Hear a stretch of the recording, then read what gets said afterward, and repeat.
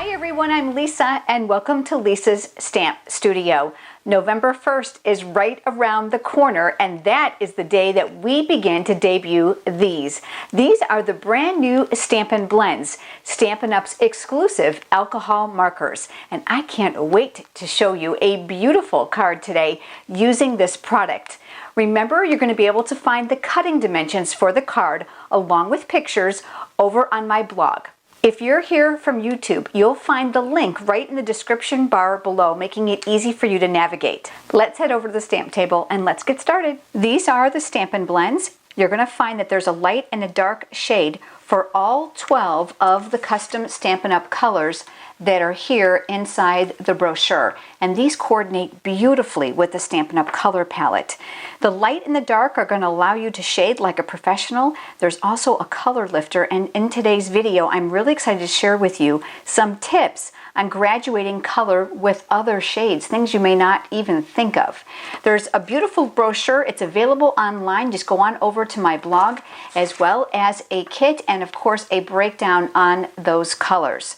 We're going to use the rich raspberry combination today, and I've decided to use this beautiful rose from Birthday Blooms stamp set. That actually comes from our annual catalog here. If you don't already have a Stampin' Up demonstrator and you're interested in the catalog, I would be happy to send you a complimentary copy.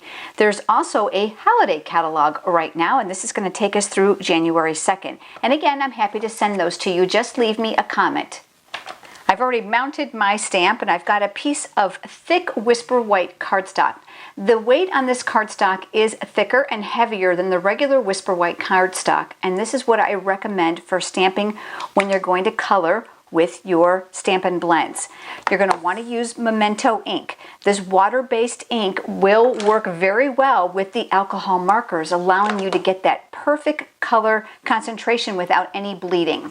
So I'm going to go ahead and take off the cap, and you're going to see that my rose is a really good size. So I'm going to turn that upside down, and I'm going to use my ink pad this way to make sure I've got the whole thing inked. Whenever my stamp is larger or even close in the same size as my pad, I always like to turn it upside down. This assures me that I am not going to miss an area. We're going to go ahead and we're going to stamp that right in the center of the Whisper White cardstock. I'm going to apply lots of firm, even pressure, and I want to make sure that I'm tracing out that image. You can see how detailed it is. When we're using the Stampin' Blends, it's going to be really important that we have all those lines to help us and aid in our coloring.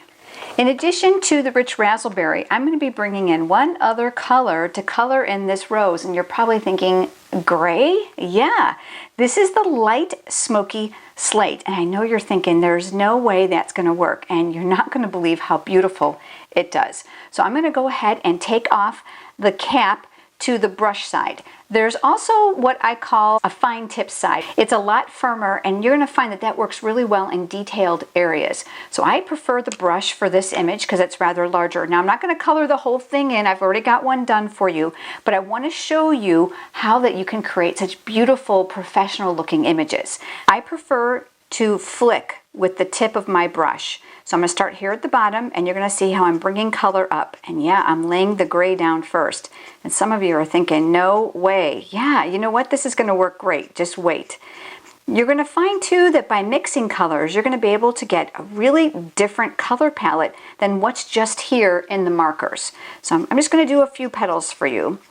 All right, I'm going to kind of fill those in. I don't even mind that I have some white areas. That's just going to give us some interest. All right, so we've got that colored in here. The caps have small bumps on them, which make for great grippers. That's going to go right in here, and you'll hear a snap, and that actually provides a locking mechanism to these, so you don't have to worry about the alcohol evaporating and drying out. I prefer to go to my light color next. Does it matter if you do dark first or light first? No, it doesn't matter. But I find I use too much dark, and then I have to go back over it and blend some more with the light. So I like to use my light first, and again, I'm using the brush tip. So I'm going to pull that off, and again, I'm going to do my flick. So I'm flicking from the bottom up. I am not even entirely concerned about covering all the gray. Keep in mind that the color on the bottom should always be a lighter color, unless you're trying to get a really, really dark image. So I'm going to go ahead and just kind of fill in a little bit randomly here on areas I may have missed. All right, So there we go. And now here comes the dark, again with my brush tip, and I'm going to flick as well. The artist's rendering provides these sketch lines, which are just great cheater lines for you to know where to put the darker shade. Now it's pretty obvious that these petals are on the inside, so I'm putting a little bit of dark color here along the edge. So I'm going to add a little bit extra there and a little here, and you can see I'm flicking from the bottom too. I find flicking allows me to control the color, which means the strongest part of my tip is going to be at the bottom as I pull it out. And then I'm going to color in this little area here. You can't flick that because it's pretty small. And I'll flick a little bit color in there. You can see it start coming together. But here is the next tip, and this is the part a lot of people miss. You need to go back over it with the light color to blend this, because the dark and the light are very prominent here. So I'm going to go back to my light color. I don't flick now. What I do is I create little small circles right over that dark area to blend this in. And you're probably thinking, well, why circles? Well, I find that I need a higher concentration of ink to create that perfect blend. So this allows me to do that very, very easily. And then back over here to this one. And it allows me also to leave some areas light. Now I want to kind of cover up that gray just a little bit. I don't want it to peak too much, so I'm going to go back over it. There's a lot of experimenting and practicing involved when you use alcohol markers, so keep that in mind. All right, so there we've got our petals. I'm next going to bring in the color lifter, and this really should be named a color mover because that's really what it is. It doesn't really lift the color, it really moves the color. So think of this, if you were to put your finger in the middle of a pond, the ripple effect goes out this way, which is exactly what the alcohol does with the color. So when I put it down, it's actually going to move the color. All right, so I'm going to use the brush tip on this as well. And this time I'm going to add some lighter areas, and I want that here near the top of my petals where the light probably would hit it. Remember, the darker areas are here where the sketch marks are. So coming in with the tip again, I'm flicking down. And I find flicking works much, much better because it allows me to control it. You're going to need to wait about 15 to 20 seconds, and you're going to see the alcohol begin to evaporate and process it on the paper to make that area lighter. So I'm going to do a little bit here. Remember, you can always do more, so start with a light hand, and I'm going to do a little bit in here and a little bit in here. And you're going to see what's going to come through is that gray hue instead of the white of the paper. And then I'm going to work on this next petal here. Work in small sections at a time. You're going to find too that it's going to be easy for you to use the color lifter and to blend while the ink on the paper is still wet. All right, so I'm going to cap that. Oh, and before I do that, I do want to mention to you, because of the alcohol, it has a tendency to pick up some of the pigmentation. So you'll want to run that on your scratch paper till it runs clear, just in case you go to use it in another color. So this will give you just a short idea here of how this works. Let's talk about the leaf, and this time I'm going to use this one here. I am using the light daffodil with the brush side, and I'm going to lay down yellow for my leaf here on the card. So I'm going to color that in. Again, you can see that I'm flicking. Smaller areas you can just kind of color in. All right, that'll give you an idea. Then next what I'm going to use is the light old olive, and I'm coming off with the cap with that as well. And I'm going to turn my paper. Another really important tip is to turn your project instead of doing this. No contortionist coloring. Make it easy for you. So I'm going to come in here and I'm going to flick right over the top of that. I'm not even worried about leaving some areas yellow because leaves are very variegated. They're never all one color, are they? There's lots of tendencies of different shades in leaves because of how they grow. All right, so now we've got a little bit of yellow, and you can see how this old olive looks totally different here compared to here because we've layered the color. But I'm going to go back over this one more time, and are you ready? I'm going to use that smoky slate. This is that same light color we used here underneath the flower. And I'm going to go over these petals. Instead of looking really gray, do you see what happens? It created another shade of a green. And this is just going to give you more variation inside your leaves. Isn't that pretty? And definitely really realistic. Again, if you want to do some more blending, you decide you want a little bit more green, you can go back over it. There really is not a maximum number of times that you can blend as long as you take your time and you're precise about where you want your ink. All right, I'm not going to do the whole thing because that gives you a general idea, but the next step is going to give us that shimmer. And I'm using Clear Wink of Stella. Absolutely love this stuff. Now, I was really concerned, to be honest with you, thinking that alcohol that's in this, with this alcohol, is that going to work? But it worked amazingly. So I'm going to go ahead and just brush that on. I'm working more towards the bottom of my petals. I only did the flower on my finished sample, which I'll show you here in just a second. And because of the alcohol that's in here, it's going to evaporate and dry very, very quickly. Again, this can pick up pigmentation, so always make sure that you check it before you put it away. But look at that. Oh, I don't know if you can appreciate that shimmer or not, but it's absolutely stunning. All right, so ahead of time, I finished one, and here it is. Isn't that beautiful? The center of my flower is with the dark of the Daffodil Delight. Again, showing you how you can use them. Now, some of you may be asking me, how did you get that shadow around those leaves? Okay, so let me show you. I'm going to lay this one here. I actually used the light gray once again, and I did a flicking motion around the actual image. You're going to want to take your time, and you don't want to use a lot. So I'm going to come right up in here, and I'm just going to flick just a tiny, tiny, tiny bit. You may not even really be able to see me really well in the video. So I'm going to come right up around here and around the leaves. I thought that was too hard for me, so I wanted to soften that up, and that's where my color lifter came in. But this time I used the fine tip end because I found that this little hard nib on the end was actually easier for me to control. Now, a couple things about this that you need to know. If you get really, really close to this image, you can cause some bleeding because remember, alcohol is going to spread. Remember we talked about our finger inside the puddle? So same thing. So I'm going to work kind of on the outside and allow it to blend on its own. And I don't know if you can hear that or not, but I'm actually making tiny, tiny, tiny circles all around near that gray. And even though I'm coloring here, not right on the color, you're going to see how it's dissipating towards the inside. All right, so that's all I did. I went all the way around the image. This part didn't take very long at all. And one thing about alcohol markers, those of you that don't have them, I want to make sure that you know, they're not for the faint at heart. If you like to color, this is your best friend. But if you're not a fan of coloring, this might not be for you because it does take time. All right, so I'm just going to set that one aside, and we're going to work with our finished image here that already has the Wink of Stella on it. I've brought in my Big Shot, and this is the regular multi-purpose platform without any thin die adapter. I'm going to put one of my clear mats on the bottom, and I'm preparing it to use the embossing folder, the garden trellis.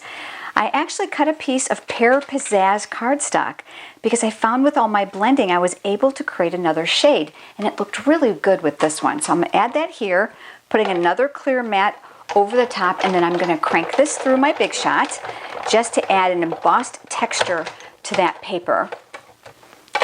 Okay, so that's all finished. We're going to use this on the base of a card. That piece of Pear Pizzazz that we added to the embossing folder, I'm going to go ahead and use my snail adhesive. And I add adhesive in my four corners, and that's going to be the base layer to my card. That's going to add us a little bit more color. I really wanted to keep the rest of my card fairly simple because I didn't want to take away from that beautiful image. So I'm just going to center this here, giving myself a small frame. I'm going to flip it over and rub from the back because I don't want to push out any of that embossed image. So here is that finished portion of our card. Isn't that pretty? I've cut a piece of rich raspberry cardstock where I'm going to mount this. And do you notice that? Look at that. This is the indication of a beautifully colored image. It should seep through the paper. That's normal. This is another good reason why you don't ever want to stamp right on the base of the card and color it in, because obviously this would show from the inside. So I'm going to go ahead and add adhesive to the back. Again, all the cutting dimensions for today's project are over on my blog. While you're there, you're going to find all kinds of fun ways for you to stamp with me from home through my online classes tab. I'm actually going to leave a small border on the right, so I'll have a larger border on the left. That'll give me a chance to add a little bit of an accessory there. And I've cut myself some of the white sheer ribbon, and I'm actually going to tie this around here. I don't know if you guys ever have this problem or not. Do you ever have this where it just slides all over the place? Well, Glue Dot to the rescue. grabbing my glue dots and my paper piercing tool to make my life a little bit easier. I've kind of just rolled it on here just so I kind of have just a little dot, smaller. I'm just going to kind of eye where this is going to go. It's going to go right about there. I'm going to center up my ribbon and I'm going to lay that right on top of that and press. So now it's anchored. I don't have to worry about fighting it. The great thing about that is if I have to, I can pull it off and reposition it. It's on the back, so I don't have to worry about it showing from the front. So I'm going to go ahead and make a tie. I'm going to try to make these as straight as possible. And then I'll go ahead and make a bow. And then bring my loop through. All right, here's a tip for you. I'm sure this has happened to you because it happens to me all the time. I want to tie this tighter because I don't want this, flopping all over the place. But then what happens is I get one loop longer and one loop shorter.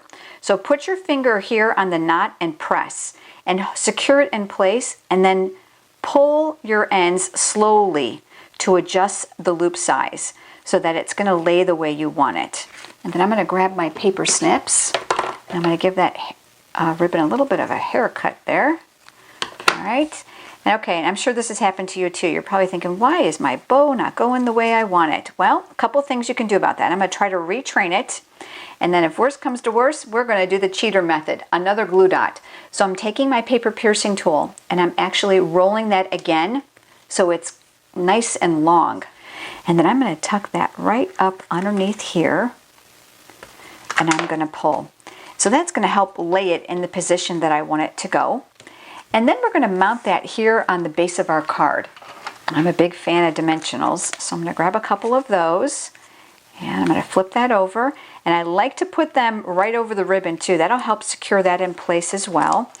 And then here and here. And since it's a rather large panel, I'm going to go ahead and I'm going to add a couple others here as well. I'm always cognizant that this is going to go through the mail meter when I mail my card to someone, so I want to make sure it doesn't sag while it gets there. All right, so I'm going to remove that. And then this is going to get centered on the front of my card. Oh, but you know what? I have a feeling it's going to look really fun if it's all the way over to the side. So you're going to see how I've moved this panel all the way over to the Pizzazz edge. And then I'm just going to press. So there you have it. Isn't that stunning? So the samples that I had done with you, here's one of them. Here's another I did right before we started. You can kind of see just a beautiful variation of tones. One other thing before we go, I wanted to make sure I explained to you how you can fix a boo-boo. So let me show you that. So let's say you got a little bit out of the lines. All right, so I'm going to kind of go here and I'm going to color and you're going to see, oops, I've got a boo-boo there. Right away, take your color lifter and with the fine point side, remember how I showed you before, don't get too close if you've got the whole flower colored in. Work here in a small circular motion and that color lifter is going to move the color back in and almost literally erase it. As long as you give it a few seconds to dry, that's going to begin to evaporate and your cardstock will look good as new. So this is a great tool. If you're going to buy the Stampin' Blends, make sure you don't miss out on the color lifter. All right, so that's today's card, everyone. Remember to go over to my blog and check out the rest of the pictures I have there, as well as cutting dimensions and supplies. I'm so glad that you joined me today, everyone. I look forward to seeing you next time. Have a great day.